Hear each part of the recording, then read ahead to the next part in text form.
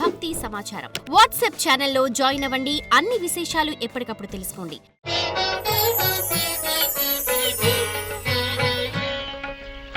జై వీరబ్రహ్మ జై గోవిందమాంబ జై. నేను మీ కృష్ణమాచార్య.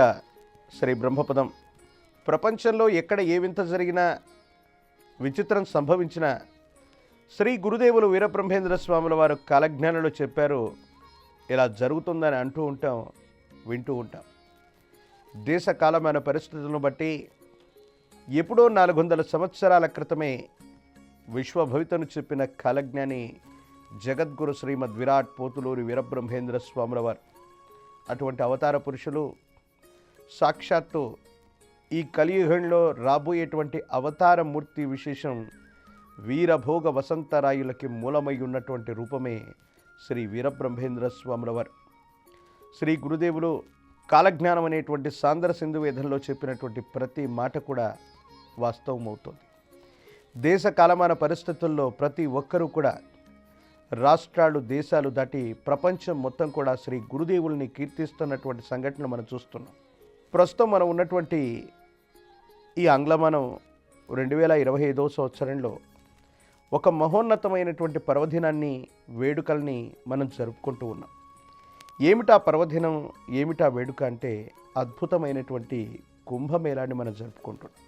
కుంభమేళ అన్నటువంటి అర్థానికి పర్యాయ పదాలు ఏమిటి, అర్థాలు ఏమిటి అన్నటువంటి విషయాన్ని మనం చూస్తే, కుంభము మనందరికీ కూడా తెలుసు.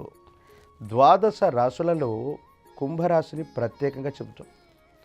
కుంభం ఆకృతి, కలశాకృతిలో ఉన్నటువంటి రాశి గురించి మనందరికీ కూడా తెలుసు. ఈ కుంభమేళాలో ఆ కుంభ అన్నటువంటి శబ్దం ఒక ప్రత్యేకమైనటువంటి రాశిని కూడా సూచిస్తుంది అన్నటువంటి విషయాన్ని కూడా మనం గుర్తెరగాలి. ఈ కుంభమేళా అనేటువంటి అద్భుతమైనటువంటి ప్రక్రియ దేశ కాలమాన పరిస్థితులే కాదు, జ్యోతిష్ శాస్త్రానికి కూడా చాలా సంబంధం ఉన్నటువంటిది. ఆదిత్యాయ చ సోమాయ మంగళాయ బుధాయ చ గురుశుక్ర శనిభ్యర్చ రాహవే కేతవే నమః. 9 గ్రహాలకి అధిదేవతలు, ప్రత్యధి దేవతా స్వరూపాలని మనం చెబుతూ ఉంటాం. కానీ నవగ్రహాలన్నిటికీ కూడా అధిపతి అయినటువంటి వాడు, రాజు అయినటువంటి వాడు ఆదిత్యుడు, అంటే సూర్య భగవానుడు. అలాగే దేవతలందరికీ కూడా గురుస్వరూపమైనటువంటి వాడు దేవగురువు అయినటువంటి బృహస్పతి. జ్యోతిషశాస్త్రంలో బృహస్పతి గురించి, రవి గురించి చాలా ప్రత్యేకమైనటువంటి విధి విధానాల్లో మనం చెప్తూ ఉంటాం.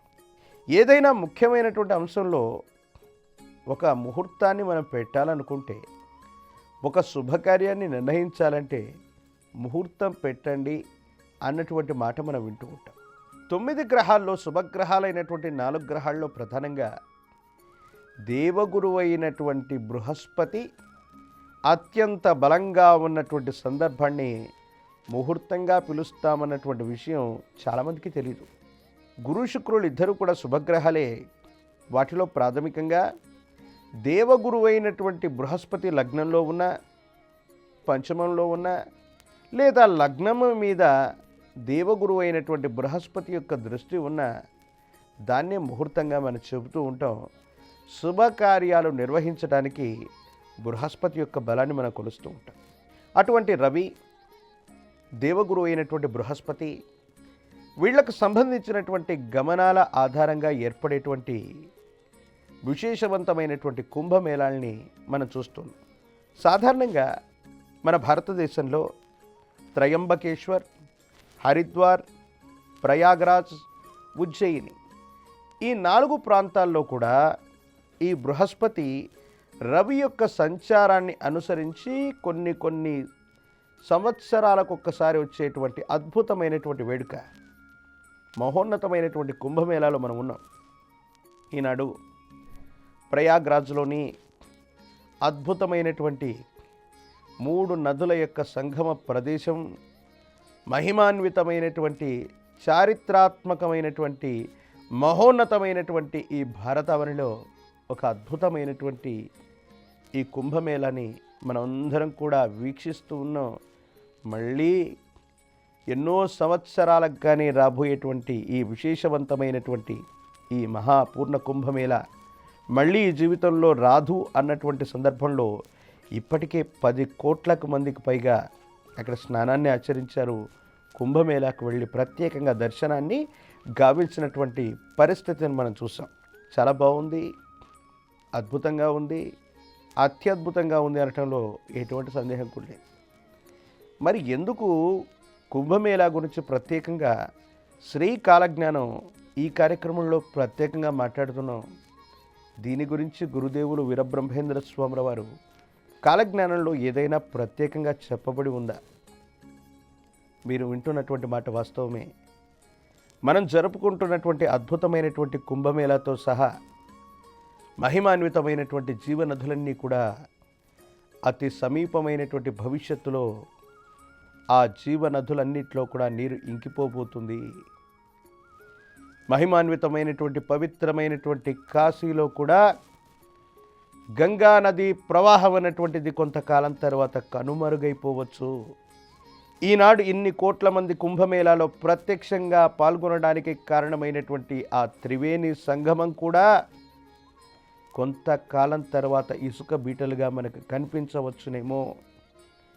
కలికాల ప్రభావమో, గురుదేవులు కాలజ్ఞానంలో చెప్పినటువంటి అద్భుతమైనటువంటి వాక్యమో, భారతదేశంలోని మహిమాన్వితమైనటువంటి జీవనదుల అన్నిటి యొక్క పరిసర ప్రాంగణాల్లో అద్భుతమైనటువంటి ఆలయ వ్యవస్థలను మనం చూస్తుంటాం.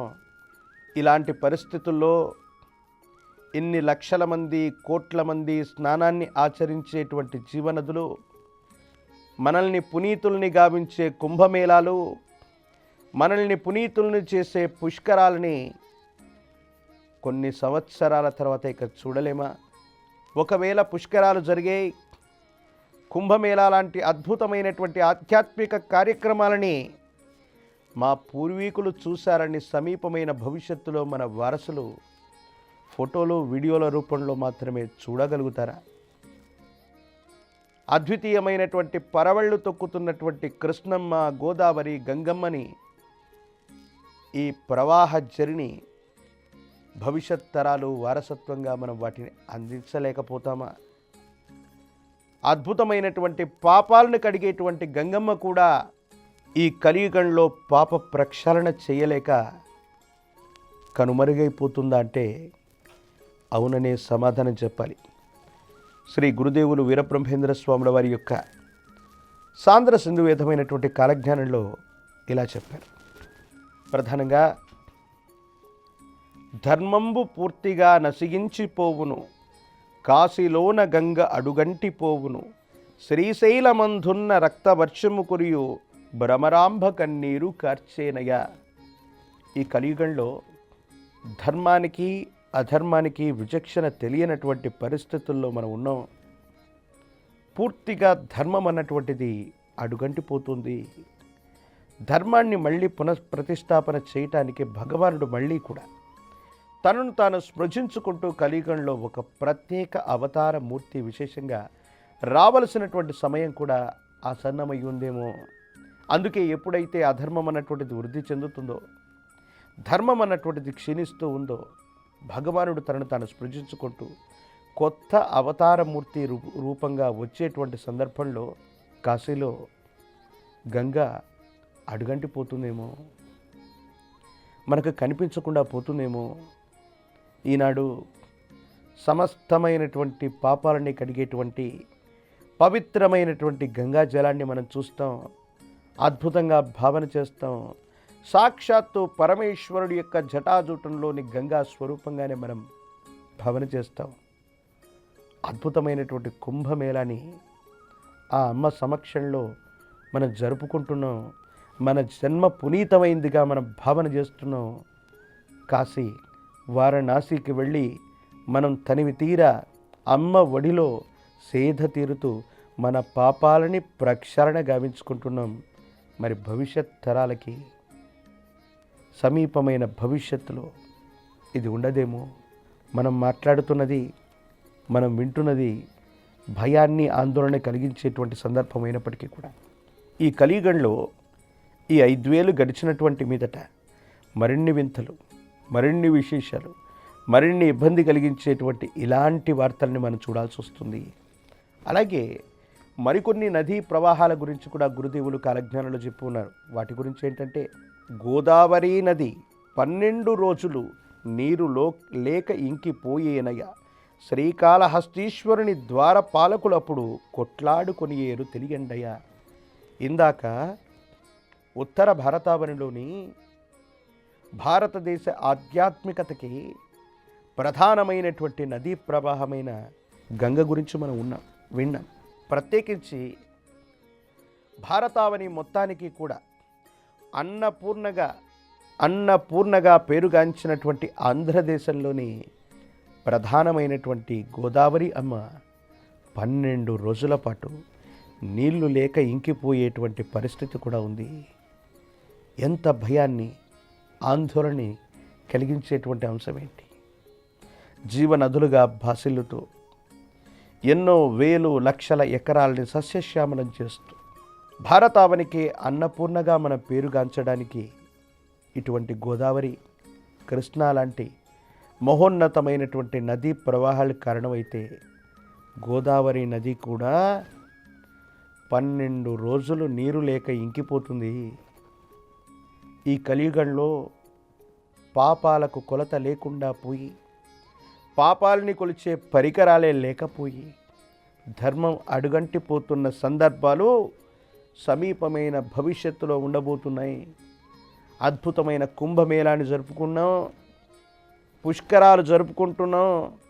కానీ ఏది ఏమైనా సమీపమైన భవిష్యత్తులో అటువంటి మహిమాన్వితమైనటువంటి నదుల్లోకి పుష్కరుడు, బృహస్పతి, రవి ప్రవేశించలేనటువంటి విధంగా వాటి యొక్క నీరే అడుగంటిపోతుంది. అంటే ఈ కలియుగంలో పాపాల యొక్క తీవ్రత ఏ విధంగా ఉంది? పాపాలని ప్రక్షాళన చేసుకోలేకపోతే, జీవనదుల్లోనే నీరు ఇంకిపోతే, సాధారణమైన జన బాహుల్యం తాగడానికి ఒక్క చుక్క అయినా నీరు మనకు దొరుకుతుందా? ప్రపంచం అంతరించిపోతుందనో, విశ్వం అంతరించిపోతుందనో, యుగాంతం వస్తుందనో మనం చెబుతూ ఉంటాం. కానీ గురుదేవులు వీరబ్రహ్మేంద్ర స్వాముల వారి యొక్క కాలజ్ఞానం అంటే మనమందరం అనుకుంటాం ఇది యుగాంతానికి సంబంధించింది, విశ్వ ప్రళయానికి సంబంధించిందని. కాదు, ఇది విశ్వభౌత. భగవద్గీతలో కృష్ణ పరబ్రహ్మ చెప్పాడు. చాలాసార్లు మనం ఉదాహరణగా చెప్పుకుంటూ ఉంటాం. యథా యథా హి ధర్మస్య గ్లానిర్భవతి భారత, అభ్యుత్థానమధర్మస్య తదాత్మానం సృజామ్యహం, పరిత్రాణాయ సాధూనాం వినాశాయ చ దుష్కృతాం, ధర్మ సంస్థాపనార్థాయ సంభవామి యుగే యుగే. ఎప్పుడు అధర్మం యొక్క తీవ్రత పెరుగుతూ ఉంటుందో, ధర్మం అడుగంటిపోతుందో, భగవంతుడు తనను తాను స్పృజించుకుంటూ కొత్త అవతారమూర్తిగా విశేషంగా వచ్చే సందర్భంలోనే ఇలాంటి పరిస్థితులన్నీ ఉంటాయి. మరి మహాభారత సంగ్రామం జరుగుతున్న కలియుగం ఏర్పడుతున్నటువంటి సందర్భం లేదా కలియుగ ప్రారంభంలోనే దాన్నే మహనీయులు అధర్మంగా భావించారంటే, ఈ 5 ఏళ్ళు గడిచిపోయినటువంటి పిమ్మట ఇప్పుడున్నటువంటి ధర్మాన్ని మనం చూస్తే అధర్మమే కనపడుతుంది తప్ప ధర్మం ఎక్కడా లేదు. శ్రీ గురుదేవులు 400 సంవత్సరాల క్రితం విశ్వభవితగా చెబుతున్నటువంటి కాలజ్ఞానంలో మనల్ని హెచ్చరించినటువంటి అనేక సందర్భాల్లో ఇటువంటి పంచభూతాలు ప్రకోపించి ప్రకృతి శక్తిని కూడా వికృతంగా మనం చేయటం వల్ల ఈ పంచభూతాలన్నీ కూడా ఒక ప్రత్యేకమైనటువంటి రూపాన్ని తీసుకోవటం వల్లే 84 లక్షల చరాచర జీవకోటి కొన్ని ముప్పుల్ని ఎదుర్కొంటుంది. మనం అందరం అనుకుంటాం గురుదేవుల యొక్క కాలజ్ఞానంలో చెప్పినట్టుగా యుగాంతం వస్తుందని. ఇది యుగాంతం కాదు, పాప ప్రక్షాళన. శిష్టులను రక్షించటానికి, సజ్జనులను సంరక్షించడానికి పరమాత్మ అవతార రూప విశేషంగా స్వామివారు మళ్ళీ రాబోతున్నారన్న ఆగమనానికి ఇది చిహ్నం. అలాగే మరో ప్రధానమైనటువంటి ప్రాంతం గురించి కూడా గురుదేవులు కాలజ్ఞానంలో సాంద్ర సింధు విధంలో చెప్పారు. అదేంటంటే, నెల్లూరులోనున్న రంగనాయక స్వామి నీటిలో మునిగేను తెలియండయ్య, 3 రోజుల పూజ నిలిచేనయ్య, నదులెల్ల ఉప్పొంగి పారేనయ్య. ఇందాకేమో నదీ ప్రవాహాలు మొత్తం కూడా ఆగిపోతాయి, నదుల్లో నీరు అడుగంటిపోతుంది.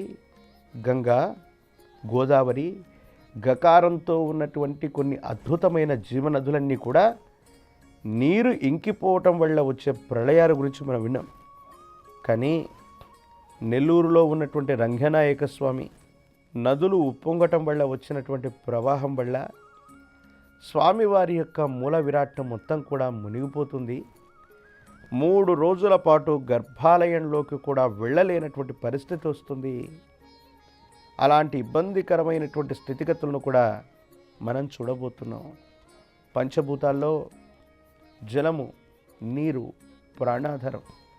భోజనం లేకపోయినా కొన్ని రోజుల పాటు 84 లక్షల చరాచర కోటి జీవిస్తుంది. ప్రత్యేకించి మనుష్య మాత్రుడు, కొన్ని జంతువులు. నీరు ప్రాణాధారమైనటువంటిది, జలంలో జీవముంది. నీరు లేకపోతే 1-2 రోజులు కూడా మనం బ్రతకలేనటువంటి పరిస్థితి ఉంటుంది. ఈ భూమండలం మీద నీటి వ్యవస్థలకు సంబంధించి ఇటువంటి జీవ నదులన్నీ కూడా ఒక్కసారి వాటి యొక్క ప్రకోపాన్ని చూపెట్టబోతున్నాయి. మనం చేసే ధర్మాధర్మాల యొక్క విచక్షణ లేనటువంటి పరిస్థితుల కారణంగా ఇటువంటి ప్రళయాలు ఏర్పడబోతున్నాయని గురుదేవులు వీరబ్రహ్మేంద్ర స్వాముల వారు శ్రీ కాలజ్ఞానమైనటువంటి సాంద్ర సింధు వేదంలో గురుదేవులు చెప్పారు. దేశ కాలమాన పరిస్థితుల్లో అధర్మం అన్నటువంటిది ఈ విధంగానే పరిడవిల్లుతుంది, ధర్మం అన్నటువంటిది విచక్షణ లేకుండా పోతుంది. అద్భుతమైనటువంటి శ్రీ గురుదేవుల యొక్క కాలజ్ఞాన ప్రవచనాన్ని మనం వింటూ ఉన్నాం. శ్రీ గురుదేవులకు సంబంధించినటువంటి సాంద్ర సింధు వేదంలోని ఈ అద్భుతమైనటువంటి విషయాలను వింటున్నా మనకు భయమో ఆందోళన కలుగుతూ ఉండవచ్చును. కానీ ఇది ఎవరినో భయపెట్టడానికో, శ్రీ గురుదేవుల యొక్క కాలజ్ఞానంలో ఇది ఉందని చెప్పడం కాదు. శ్రీ గురుదేవుల యొక్క కాలజ్ఞానం అంటే ఇది విశ్వభవిత, ప్రపంచానికి సంబంధించినటువంటిది. ఒక వ్యక్తి యొక్క భూతభవిత వర్ధమానాలు తెలియజేసే జ్యోతిష్శాస్త్రమే అద్భుతమైతే, ఓ వ్యక్తి, ఓ వ్యవస్థ, ఓ రాష్ట్రం, ఓ దేశం యావత్ ప్రపంచ భవితని ముందుగానే ఊహిస్తే, కాలచక్రంతో సహా వాటిని వివరించగలిగితే, అటువంటి అద్భుతమైన ఫలితాలు చెప్పగలిగిన మహనీయులు, అవతార పురుషులు కేవలం వీరబ్రహ్మేంద్ర స్వాముల వారు మాత్రమే. పాశ్చాత్యులకు సంబంధించిన శాస్త్రవేత్తలతోనో, ఫ్యూచరిస్టులుగా పిలువబడుతున్నటువంటి భవిష్య దర్శనులతోనో శ్రీ గురుదేవులకి ఏమాత్రం పోలికే లేదు. బ్రహ్మంగారు చెప్పారంటే అది జరగాలంతే. కాలజ్ఞానం సాంద్ర సింధు వేదమై విశ్వభవితగా పరిడవిల్లుతోంది. 4 వేదాలు అనుకున్నాం.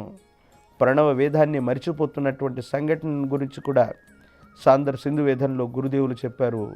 ప్రపంచానికి సమీపమైన భవిష్యత్తులో శ్రీ కాలజ్ఞానమే, సాంద్ర సింధు వేదమే ప్రణవ వేదమై పరిడవిల్లేటువంటి రోజులు సమీపమైనటువంటి భవిష్యత్తులో ఉండబోతున్నాయనటంలో ఎటువంటి సందేహం కూడా లేదు. మహిమాన్వితమైనటువంటి కుంభమేళా లాంటి ప్రక్రియలు, పుష్కరాలు లాంటి సమయాలు మన దైనందిన జీవితంలో ఈ మాంస శిక్షులతో చూసే అద్భుతమైనటువంటి ఈ కలియుగంలో మనం బ్రతికున్నందుకు, ఈ సందర్భంలో అద్భుతమైనటువంటి నదీ ప్రవాహాలు ఇంకా వాటి యొక్క జరి కొనసాగుతున్నందుకు నిజంగా మనం సంతోషించాలి. అటువంటి అద్భుతమైనటువంటి కుంభమేళాలు, పుష్కరాలకు మనం వెడదాం, పాప ప్రక్షాళన చేసుకుందాం. కలియుగంలో ఇప్పటికిప్పుడు ఇటువంటి నీరు అంతరించిపోయేటువంటి పరిస్థితులు రాకూడదని ఆ గురుదేవులు వీరబ్రహ్మేంద్ర స్వాముల వారిని శరణాగతితో మనం తప్పకుండా వేడుకుందాం.